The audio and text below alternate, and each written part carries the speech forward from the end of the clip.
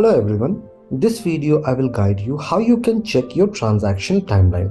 So what is transaction timeline? Whenever you go ahead and create any document like OC, PU, service order, so a transaction timeline get created so that after that particular document, whatever document you are creating like a pro forma invoice, like a challan, like an invoice, that will come in the transaction timeline. How you can check that? So for that, first of all, let us go to our sales and purchase module. Click on browse modules, click on sales and purchase. Now these are the list of all of your transactions which are created.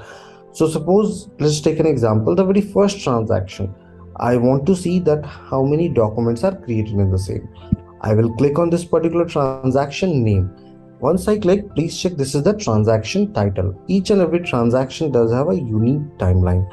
So this is the transaction timeline where I can go ahead and see that which documents are created. I can very well go ahead and click on this document and can see this document also. I hope this video will be helpful to you in checking your transaction timeline. Have a good day ahead.